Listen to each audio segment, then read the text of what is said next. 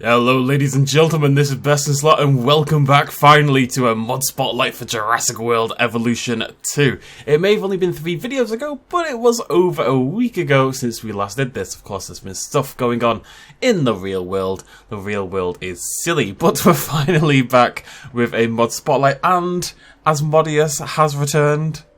Hello! Why do I have to... I really hate that I committed to this voice for Asmodeus all those months ago. I'd just like to say thank you for all the support. I love mods and I love dinosaurs. Okay, bye. He's very shy. He's a bit overwhelmed. There's a lot of mods going on. It's all very exciting. Before we dive in to our myriad new species and replacements and other exciting things today, quick disclaimer, mods can possibly break your game. New species cause a little bit of trouble here and there. That's why some mod makers are avoiding making new species. That's why 2 of our creatures today are replacements instead. It has caused a little issue in one of my save files, so it does indeed happen. You'll generally speaking be okay, but just keep in mind that this is still, even though it's, ready for public release, yada yada yada, it is still in an iffy sort of state, and it's not 100% perfect at this point in time. And if you want to wait until the game has finished updating, and then all the mods are kind of like nice and clean after that, then you can absolutely do that. Now, let's get started with some dinosaurs.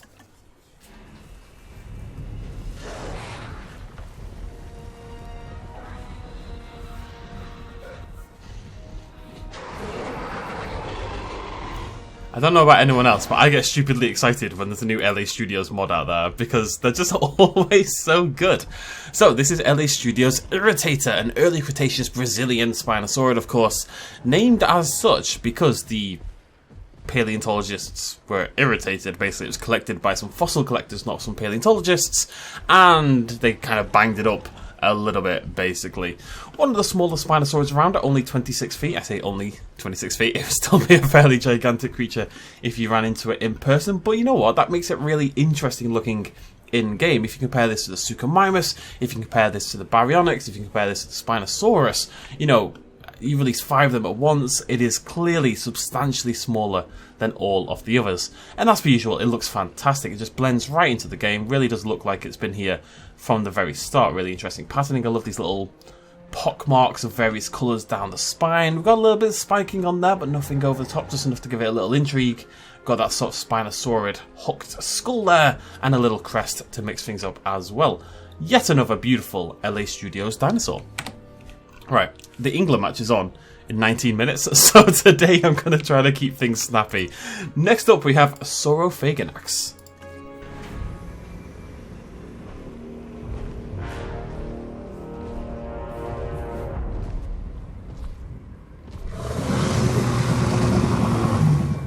It's a big boy.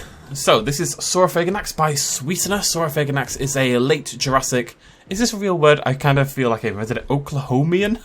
It's from Oklahoma. Oklahomian Allosaurid.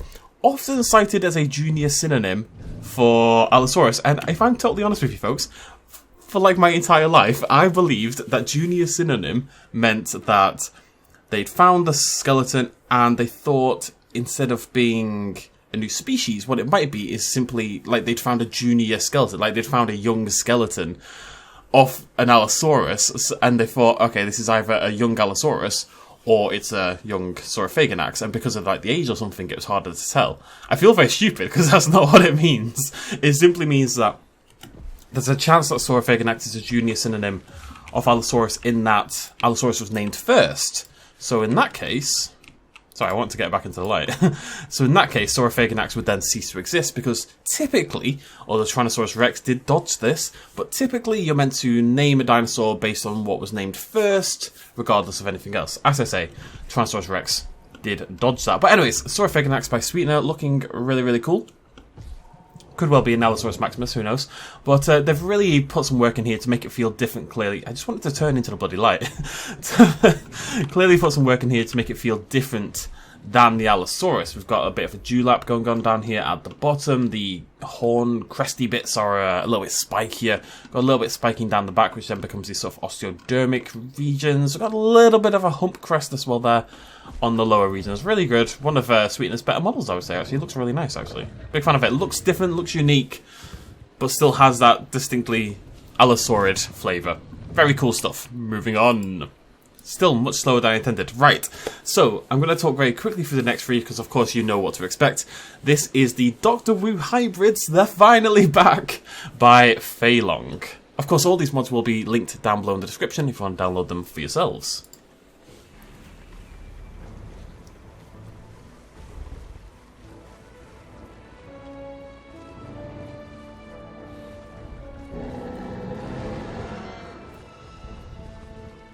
The gang is back. So first up, we've got the Stegoceratops, looking really good. I mean, I've got to assume it is just the model from Jurassic World Evolution. This is one of those mods that, if Frontier ever deign to bring these things back, which I think they should, you know, at the end of the day, they've already modelled it. Why not bring it back? I know people weren't necessarily thrilled with them, but it's a free dinosaur. I'm really surprised they're not in the game. Even if I hate them, generally speaking. I don't mind the Stegoceratops. It's a little bit wild, but I don't mind it too much. The next one was often the lowest ranked dinosaur. Actually, probably the reason it hasn't come back. Ankylodokus was often the lowest ranked dinosaur in my dinosaur ranking lists. I believe it was always the lowest ranked dinosaur on my dinosaur ranking list. And now Maiasaura gets that honour instead. Hurrah! Wait, is Maiasaura even bottom on my list? I can't remember anymore.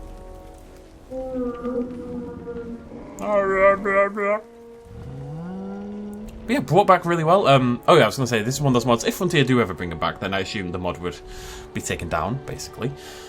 But until then, we don't have them in-game, so why not have them in-game? You know what I mean? Ankylodokus is back, looking very, very spiky. They are identical to their old version. They're not about to... Ankylodokus isn't about to beat on some dinosaurs or anything like that. Let's speed this up. I mean... If this existed now, I don't think it would be bottom of my list. Oh, I don't know. I hate the face so much. So much. I'm all about the face. Like, it's the same with the Maiasaura. My problem with the Maiasaura is the face.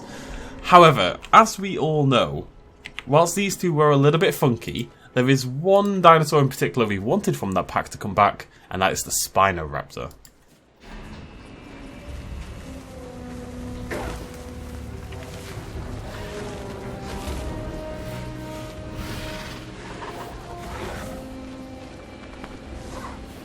I mean, it's just...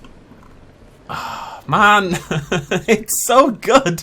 I can't believe it's not in the game. Never, even if you don't want to bring back the Stegoceratops and Ankylodokus, Spinoraptor was often cited as one of the best dinosaurs in the game. I think it was always in my top 10 for Jurassic World Evolution 1.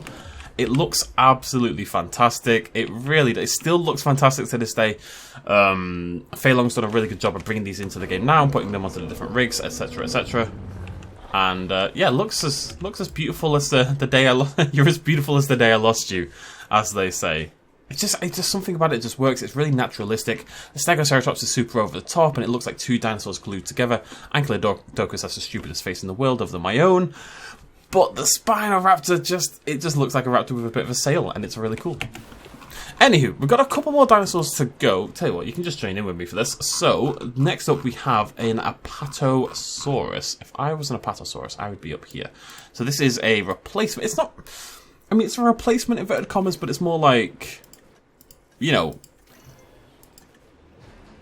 It's a new skin, shall we say, for the Apatosaurus. That's a better way of thinking about it than a replacement. And this is made by Jagged Fang Designs. You may well recognise this, of course, from the first Jurassic World Evolution. This is one of the mods that was out back then as well. Looking absolutely beautiful. It really does. God, it's so much better than the Apatosaurus we have. It's not even close. And that's not Frontier's fault. That's Jurassic World's fault for designing such an ugly, boring creature in the... I have quite a hatred of the Apatosaurus. But this one, oh boy, the pattern is 1,000 times more interesting. Where you've got these big old blocks of spots, and then it fades out a little bit and turns into striping and the lighter colouring, and then gets super light. You can see it's almost like a teal sea sky blue. It's more like a sky blue there at the tip of the tail with this banding going on along the stripes. The head is really interesting with the patterning and the shaping. It's chunkier. It feels...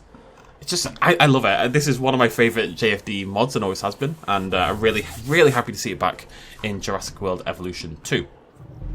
You can, if you want, actually, I believe, still apply the normal maps from the original Apatosaurus as well. So that's always an option. And we have one more to go. I can do this while the Spinoraptors hope to get out of the way. We have one more land creature to go. And notice I say the word creature and not dinosaur, because if we scroll down to J, A, B, C, D, E, F, G, H, I, J. No, wait. What am I missing? It should be here. A, B, C, D, E, F, G, H, I, J. Did I not install it? Have I lost my mind? Oh, so why is it? Right. Hyper SGYOT, we need to talk. Why is it? I know why it's here. Or at least I suspect I know why it's here. So this is a G. Now, I believe this is from South America. Now, I have a tendency when I see J-O-S-E to say Jose, because that's typically what you do in Spanish. I believe in Portuguese, it's a hard J, right? So it would be Jose. Josephoartigasia, right? That's what we're going to go with. Let's just pop this out like this. I suspect it's been listed as like capybara or something, and that's why. Get out of the way. Oh my, right. You know what? Come here. I'll do this. Why are you all hanging right around the... So, yeah, there we go. This is our gigantic Pliocene rodent from Uruguay.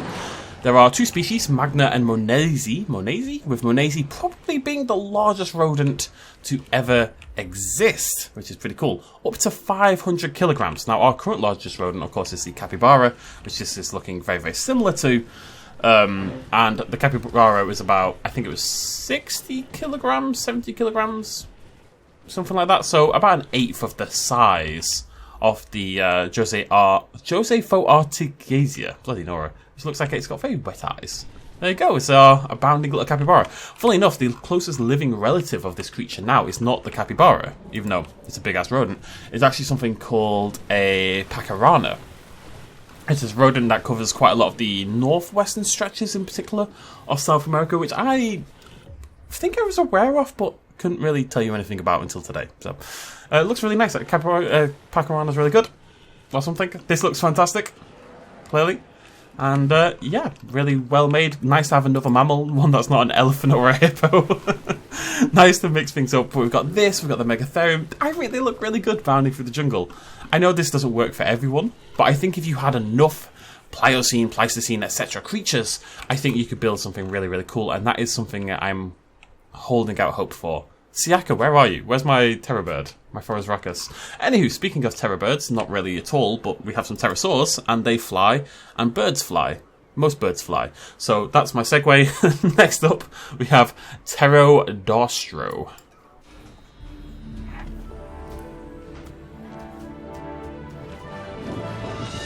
Bum bum. So, made by A0 Annoying, this is, as you can see, a fairly bizarre pterosaur. A super bizarre pterosaur. An early Cretaceous South American pterosaur, well known for, in particular, its bristle-like teeth, which were basically unique amongst pterosaurs. Look at them, it looks like the baleen of a whale or something. Also, it has a really weird skull. Even this is not long enough, really, in some ways. If you look at this, no, it probably is, actually. 85% of the skull was beyond the eye socket. It's all in the length of the skull right there. Anyways, of course, it used these bristles, which, fun fact as well, you see all these little individual bristles here. Really well modeled, by the way, to get them all in there. I know it looks utterly bizarre, but it did have the bristles.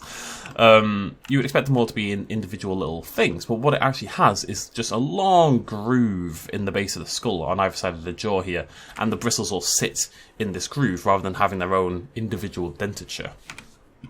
Or something. Anyways, yeah, really interesting looking, really bizarre.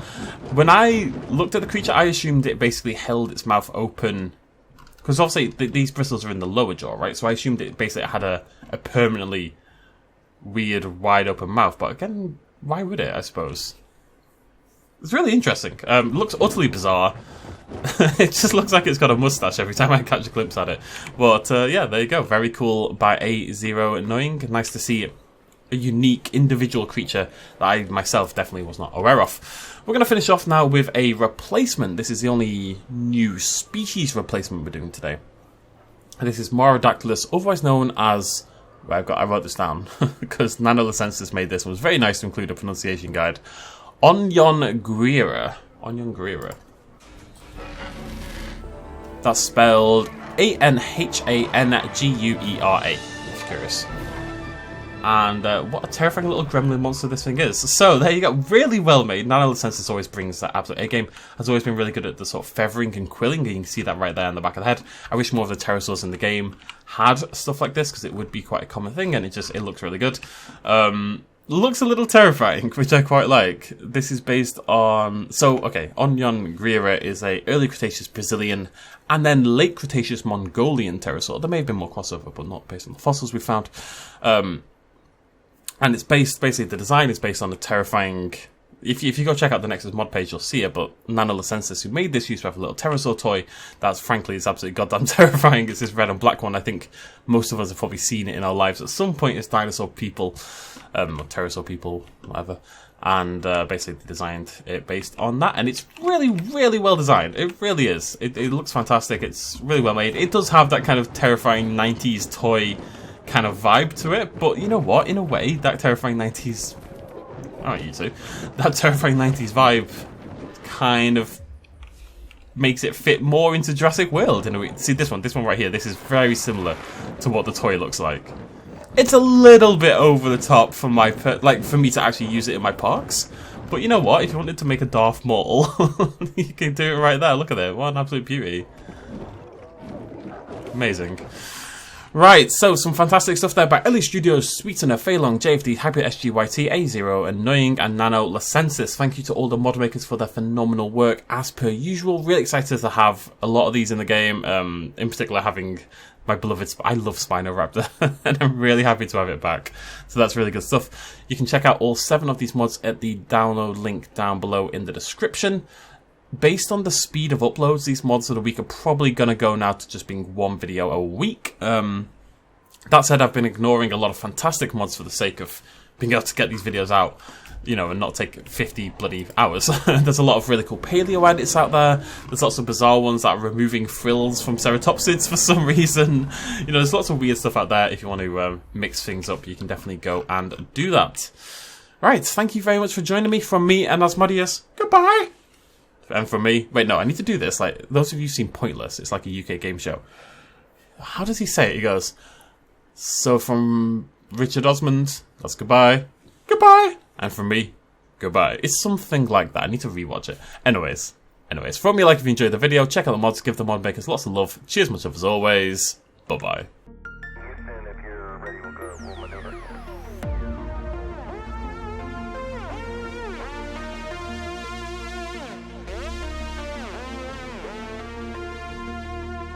Reaching out.